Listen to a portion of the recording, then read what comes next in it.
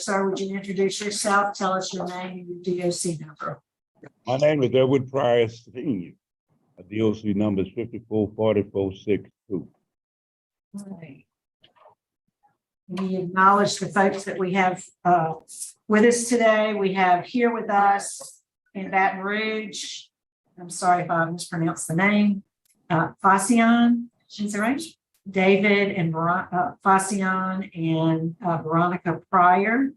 By Zoom, we also have Katrina Pryor Jackson. Ms. Veronica and Katrina will be speaking at the appropriate time. We also have joining us by Zoom from the DA's office in Iberville, Mr. Scott Stassi, and we also have Victims Assistance Coordinator, Ms. Lori White. And we'll call on all of those who wish to speak at the appropriate time. First, Mr. Pryor, I'm going to read some identifying information into the record, and then we'll have a parole interview with you. We'll hear from Warden Meyer, and then we'll hear from the folks that have indicated they'll be speaking, and you'll be allowed to make a statement at the end before we vote. Yes, right? ma'am. Mr. Pryor, classified as a first felony offender. You were sentenced to a total of 30 years. You were sentenced in Iberville Parish in October of 2008 for incest, and I have 4 different counts of incest. Parole eligibility date was April 11th, 2017. You don't earn good time, so your full term date is October 24th, 2035. Is that information correct? Yes, ma'am. All right, and you were seen back in 2020 by a parole panel. You were denied. There was law enforcement opposition and victim opposition at that time. That was the reason stated on the decision form, at least.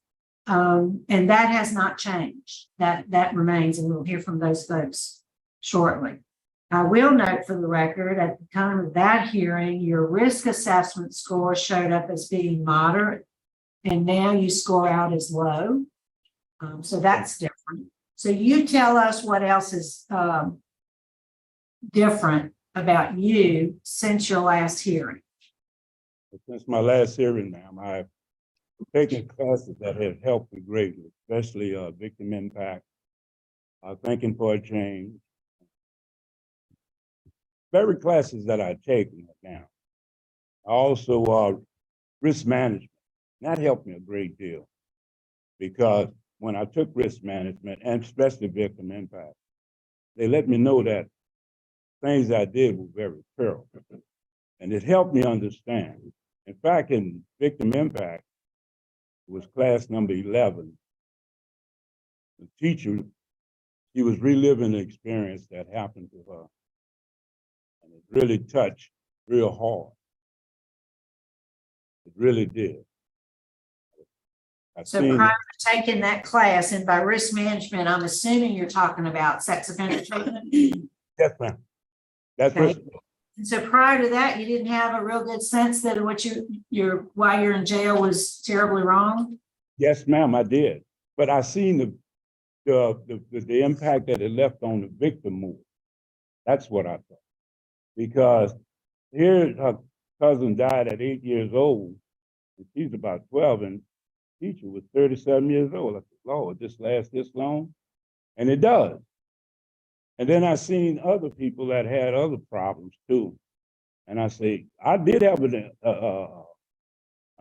understanding about how people would hurt, but not the full impact. Now it's hitting home. My daughter's still angry at me, and it's hurt because I shouldn't have done it. It was terrible. Okay, well, let's talk about it. What'd you do? I had sex with my daughter. That's what I did. That's exactly what I did. Over how long of a period of time did that happen? Well, that would happen over 18 years, really, to tell the truth about it. And so it started when she was how old? About 18. She was how old? She was about 18. When you started the behavior? I know the crime says 4 times, but it's more than that. Well, my information shows Veronica at least, started when she was very young. Oh, that's when that's when when I was going into a room. You was talking about the So, incest. so how old was she when this started? Well, it probably was about 8 years old, I think, if I remember straight. You know. No, yes, I do know, but I'm trying to remember. I'm still 70 years old. Sometimes I forget. Now, I'm not making excuses, man. You don't forget that. So did you threaten her with the Bible? Did she tell? Well, yes, I did. Yes, Why'd you do that? Well, the reason I did what I was saying that is because not only was I messing up, she was doing some things. I said, baby, we can't do this. I even told her when I did do that when she was young, I stopped. I said, because it's not right. I say, I have to, I say, and God don't want us to live like this. That's what I told her. It wasn't really threatening. Well, and then you kept on and on and on until she was an adult. You know, I'm just having a hard time wrapping my head around. So tell me what you learned from victim impact. You said you did that. What did you learn from that?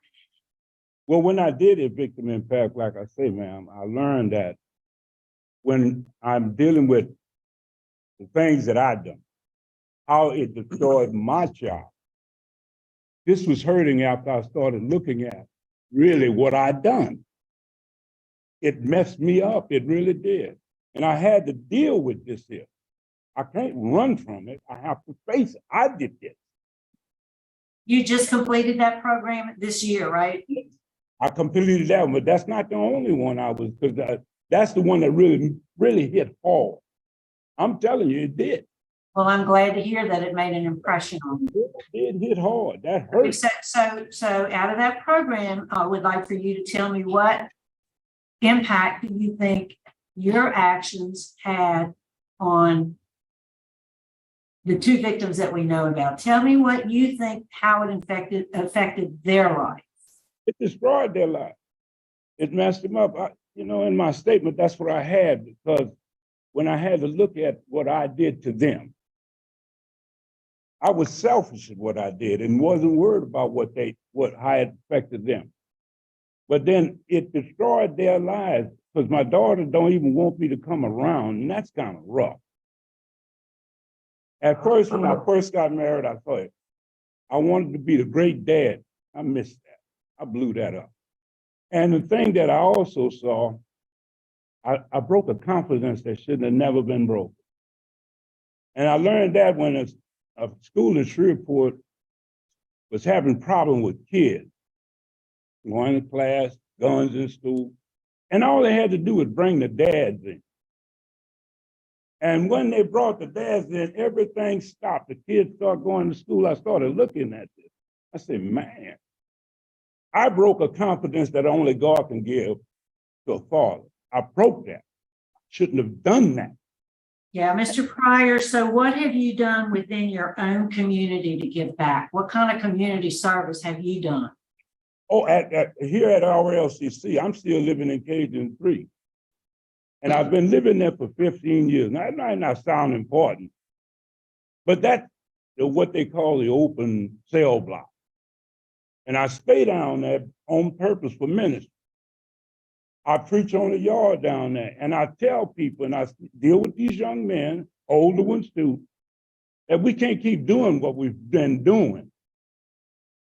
We have to make some serious changes. I preached on the yard.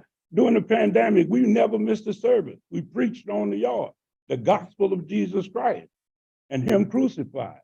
Yes, I made mistakes. I did do that. And it was some serious ones. But I ain't doing that no more. There's no way in the way I could do this again, because I hurt my own child. Right, let's move on. Let's move on, Mr. Pryor. Warden, is there anything you can add? Yes, ma'am, Mr. Renata. First and foremost, just let me extend my deepest sympathies to the victim and that I admire their courage to be here today, as always. And I hope they take into consideration that I speak only for what Edward has done here. I don't speak on his crime. So, as far as what he has done here, He's taken everything we've asked of him. He's taken sex offender treatment. He's taken victim impact. He's taken a lot of classes. He's a chaplain's assistant. He does stay down there in that housing he's talking about and minister to the younger offenders and even the older ones. He tries to do a lot. He's a model inmate here. He has not had a write up in over 13 years. So that's what I can say about him here. Good. We appreciate your input as always. Madam Chairman. Mr. Rushay? Good morning, Mr. Pryor. Good morning. Mr. Pryor, according to your records, you completed sex offender treatment on October 2011. Is that correct? I think, yes, sir. So that's 12 years ago. Mm-hmm. And that course has been updated many times since that. Am I right, Warden? Yes, sir, it has been. Because they didn't have 3 or 4 phases back in 2011.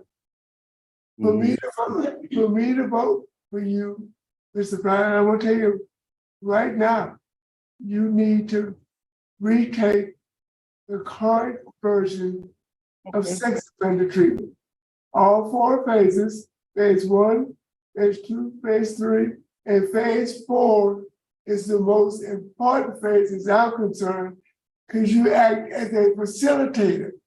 You get to regurgitate all the information you learned in the first 3 phases. Yes, sir. So for me to vote for you, you must complete sex offender treatment again. Yes, sir. Thank you. Thank you, Mr. Rushay. All right. Mr. Pryor, good morning. Good The morning. record shows your marital status as married. Is that correct? Yes, I am married, but my wife died Oh, I'm sorry for your loss. When did she pass? in 2015. 2015. Sorry for your loss. And it also indicates that you're the father of 5 children. So we know about your 2 daughters. What's your relationship with your other 3 children? Well, one, my baby boy died last. I'm sorry to hear that. I had to deal with that too. Yes.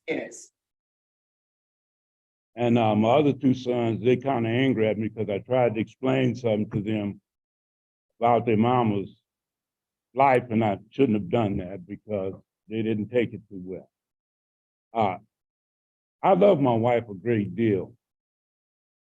And when I married her, she's very beautiful, but she didn't have the, she wasn't a total wife, if I can say that, because sexual orientations was different from mine. I wanted a heterosexual, and she had a homosexual type tendencies to herself.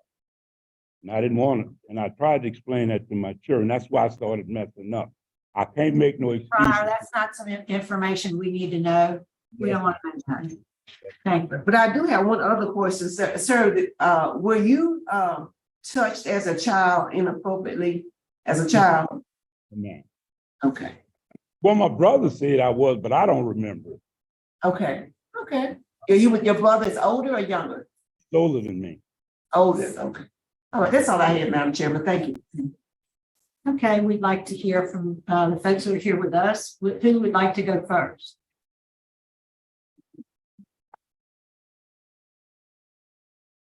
Just state your name for us, please. My name is Veronica Pryor Fashion. Okay, what would you like us to know? Well, first I'm gonna start off with the last thing that you asked him. My uncle, his oldest brother, explained an instance, I don't know how many instances, of a male cousin that used to watch them that did molest him. My birth father has never acknowledged that. You cannot heal unless you acknowledge the trauma that you've been through. I know because I'm the daughter that he touched the longest. I stayed there the longest. I'm the oldest. And he said he does not remember when it started. I remember. I remember because it was when my baby sister was born, who's also on here. I was 5, so as I can remember. Because when she was born, I remember him telling me, "You do not want me to leave your mom or hurt your little sister, do you?" So you're gonna allow me to do this, or this is what's going to happen. I'm 5. I've stated this story numerous times. Now I'm gonna bring it forward. He said he did the victim's impact. Let me tell him how far it has gone since he's done that. Because his grandchildren, my children, have an 18-year-old that became a cutter because he watched his grandmother, my mom, who he's talking about, who had homosexual tendencies, the same one that he made watch when he raped me in front of her. He did that. I don't talk out of anger. I talk out of disgust because the same way that I chose to change my life, he had that same opportunity. And because of his decisions, not only have I been impacted, not only has my husband been impacted, not only has my sister, my brothers, my baby brother who just passed, I worked my hardest modeling for him about getting therapy and growing through, not going through the trauma. He chose not to talk. My baby brother at 36 had an aneurysm. He used to play semi-pro ball. Because of his mental capacity, his whole body shut down, just like my mother, who passed on March 23rd, 2015, because I was there when she took her last breath. She chose to stop eating because she said I did nothing to protect y'all against him because I was scared. I'm not scared. In fact, I utilize the same trauma that I've been through to support children on a daily basis in the East Baton Rouge Parish School System as a social and emotional learning specialist. I chose, in spite of my trauma, to go back to school after going through being an auditor for over 30 years to become a therapist. That's a choice. I'm not going to utilize the things that I've been through as an excuse to hurt anyone else. My children see that you can grow through anything. Yes, they have problems. Every last one of my children have problems. My sons, they can't stand a grandfather that they never met. I just dropped my son yesterday from school, the oldest one, because he started sitting in class. I said, DJ, are you okay? Yes, ma'am, no, you're not. I'm watching him. And they were up there, it was like, Mama, we don't want him nowhere around us. We don't even want him in this state because he done tore up our family. I said, he tore up that, but you have a choice to grow from that. My brothers are sickened to their stomach because of the things that he's done. Because my oldest brother would listen to him about how you're supposed to raise a wife, how you're supposed to be with your daughters. And then when he finds out what he's been doing with his daughters, he was hurt. My middle brother, he almost lost his leg because of him beating him when he went to my uncle trying to tell him about the stuff we was going through. Yes, ma'am. Can you wrap it up for us, please? And just to let you know, of course you can hear that I do not feel that he's ready to get out. And the last reason why is because you wrote a letter right after my baby brother. My husband read the letter. I watched his facial expression. For you to say that you will love me more than you've ever loved my mom, this was just last year. Was you ready to come out? I don't think so. Yes, ma'am. Thank you. We appreciate you being here. Thank you. I know that was me. And we have Miss Katrina that's by Zoom. Do you want to make a statement? Good morning, first off. Good morning. My sister said a mouthful, but just to piggyback off of what she was saying about the letter, that the last letter that he has written. No, I don't think he's ready.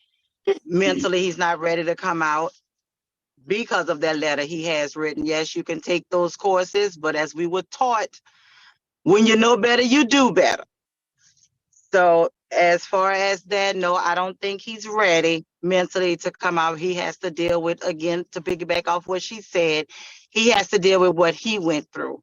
Because I remember we tried to get help. We tried to get family counseling together. We met up at my sister's house before he was even, before he even went to jail, but he said he didn't need help.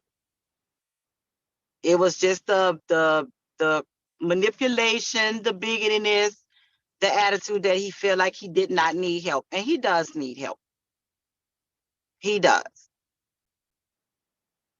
Thank you, ma'am. We appreciate your remarks. Mr. Sassy, can we hear from the DA's office? Yes, ma'am. Thank you for having us in. I, along with our Victim Assistance Coordinator, Lori White, we have reviewed our file, and we see that the original charge was numerous counts over a period of years. The defendant, Mr. Pryor, chose to plead guilty to a charge which he received a 30-year sentence. That sentence was contemplated by the victims in this matter and the family members, contemplated in knowing that they could appear at this board and discuss their position on this, and to ask that this board consider a denial in this case. All that was contemplated in our notes. We even say that we spoke to our victim and we discussed that she would have the right to come to this board and ask you guys to deny his early release. And that's what we're doing here today. We're standing up for our victim and for what she went through. And yes, we chose, along with her, after contemplation, a 30-year sentence to avoid the trial, which I'm sure was just horrific for any victim to think that she had to go to the stand and testify as to what was done to her for so many years. And the family members stood with her, and we agreed with that 30-year sentence. And we're asking this board to stand with her and deny any early release on this matter. And yes, I am encouraged by his admissions, and I'm encouraged by his efforts. But those efforts need to be done and continue to do until he's done his sentence that was handed down by our court in a plea agreement. I too was troubled by the letter and the wording in the letter, and I'm not sure if the board has it. I've actually asked for our sex offender coordinator for Iberville to be here to listen to this meeting, because this behavior will result in his rearrest if he does get out one day and continues that line of letter writing or that try to approach to a victim.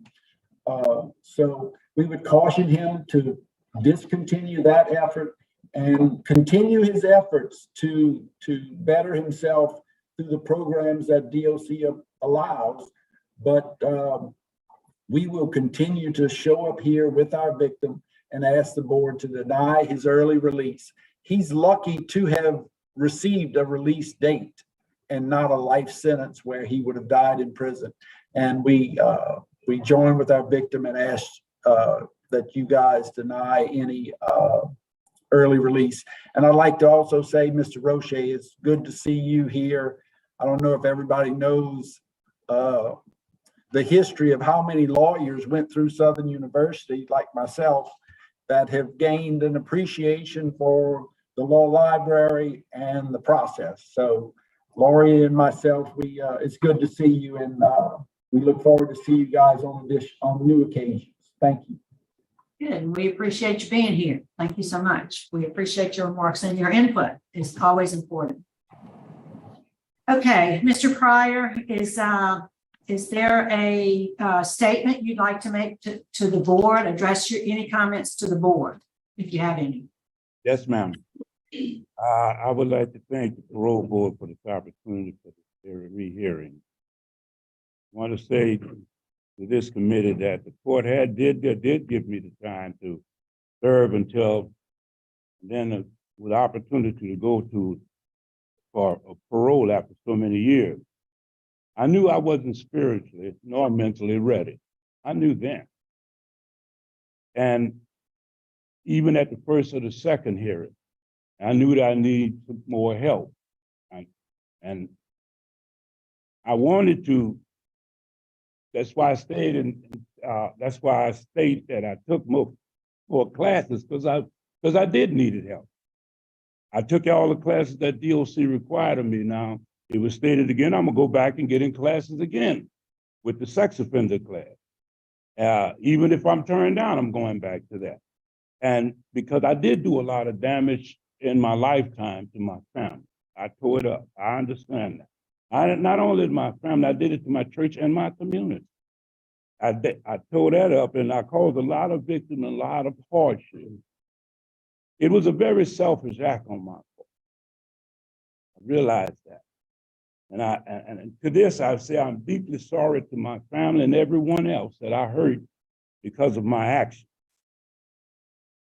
And I want to apologize to the state and the parish that I'm from, because they have cost them a lot of time and hurt and pain, and they had to make a lot of expenses on my part. But I do apologize to them, but I do thank them because it did help me to get back on the right path. I know people don't think I am on it, but I am. The last thing I want to say is that, yes, I am doing a lot of work around it, because I did realize that people shouldn't be thrown away. That's why I work in cage address. We have to work hard because we can't be thrown away. And that's why I work with young people and work with old too. And I'm a minister too, and I still preach. And I preach in the chapel. And I preach my sermons to to the congregation. And it's not easy winning the respect of people around here, especially with the charge I have. But I won it because of the life that I live now. I can't wait to get on the street to live this life. I had to start that here. And that's what I did, making sure that I lived the life that was required, because hurting people is just not a good thing. And I thank you very much for this opportunity. All right, Mr. Pryor, thank you. And I'm pleased to hear that you are doing some community service work, trying to help those around you. And I know that it's not easy for somebody with your charge to be able to do good things. I know that. And so I want to commend you for that.